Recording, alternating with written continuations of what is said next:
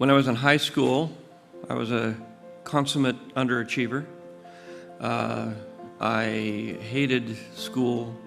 I loved to build things. I loved woodworking. I loved working on cars and engines. Worked in a foreign car service, and all I wanted to do was race cars. Right before graduation, I was in a terrible automobile accident and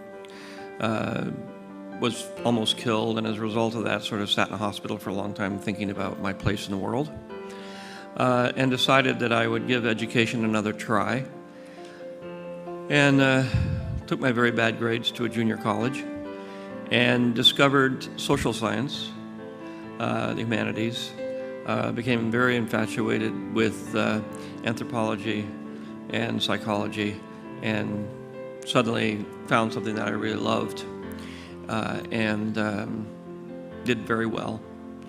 And then when I graduated and I was about to go on to the last 2 years of college at San Francisco State to get a degree in anthropology, my best friend, who I'd grown up with since I was 4 years old, said, come with me to Stockton. I have to take a test to get into USC, and I don't want to do it alone, and come on, just take the test with me so I don't have to be there all by myself. So I said, okay. So I went up there and took the test, not thinking that I'd pass, but I did pass, and actually I got accepted at USC, and I said to my friend, well, now what am I going to do? I said, I really like anthropology, and I think I want to do that. And he said, yeah, but you wanted to go to Art Center. You really wanted to be an artist, and this is your second choice, anthropology. And I did. I wanted to be an artist, a photographer. I'd done a lot of photography, and I wanted to be an illustrator. But my father said, there'll be no artists in this family. That's a horrible way to make a living.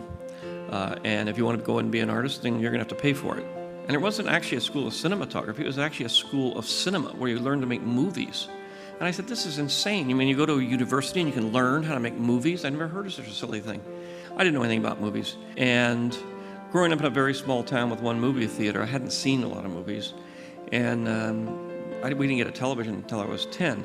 So in those days, one of the main advantages of being in a film school is when you take a history class or something, you actually got to see movies that you couldn't see. It's an amazing thing, the world you live in today. You can actually go down to a store and just get any movie that's almost ever been made. So I got there and I learned about movies, which I really didn't know anything about, and I made a 1-minute movie out of it. I took a lot of still photographs and created a collage and a whole different way of doing animation, and put a soundtrack to it. My professor was unbelievably impressed with it, and it blew everybody away in the film department, and they sent it out to festivals, and it won like 47 festivals. And I said, wow, I know how to do this. I'm actually pretty good. Matter of fact, I'm better than anybody here. I love this. I want to do this the rest of my life. And so I was lucky enough to find my path, my passion. Before that, I had passions. I wanted to be an artist. I wanted to build cars. I wanted to create things. I realized that I was following on everything I did. I was following something I really cared about, something I loved, something I was passionate about. And I kept following that passion, whether it was cars, whether it was anthropology, whether it was art, photography. And eventually it led me to my huge passion, my real passion, which was making movies, which combined all of those things. And I realized that had I gone on to get my degree in anthropology, I would have probably made anthropological movies in New Guinea or someplace, and eventually been on National Geographic and the History Channel, and been then making features, and I'd have done Star Wars just the same. If I'd have gone to Art Center and become an illustrator, I would have probably started doing animation and doing animated films and making animated things, and then ultimately I would have gone on and been right where I was. So no matter which route I took, because I cared about all of them, they all led to the same place. Had I done what my father had wished me to do, which is to go into the office equipment business with him, which I knew I wasn't going to do, I knew I hated that, my life would have been unpleasant.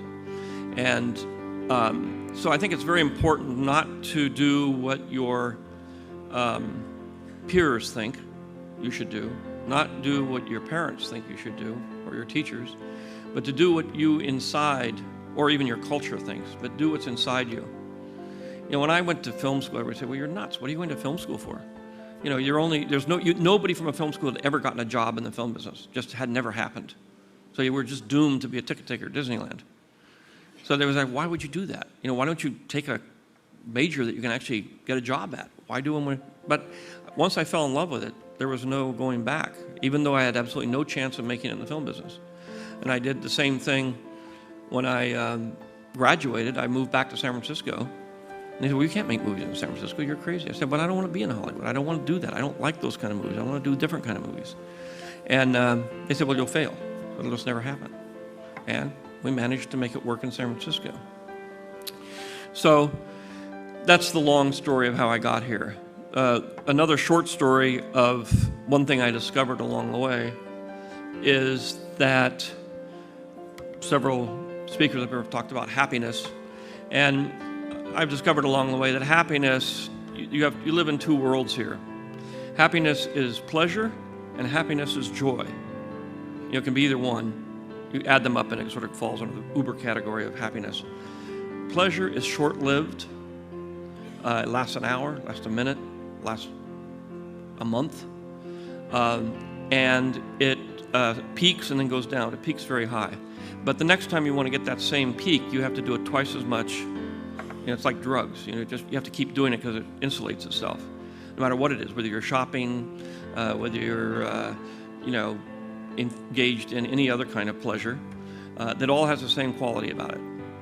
On the other hand is joy, and joy is the thing that doesn't go as high as pleasure in terms of your emotional reaction, but it stays with you. Joy is something you can recall. Pleasure you can't.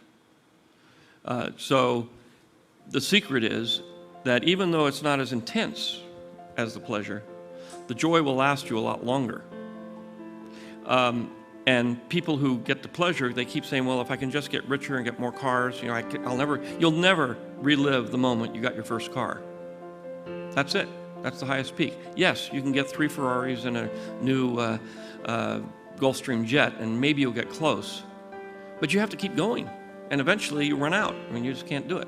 It doesn't work. So if you're trying to sustain that level of peak pleasure, you're doomed.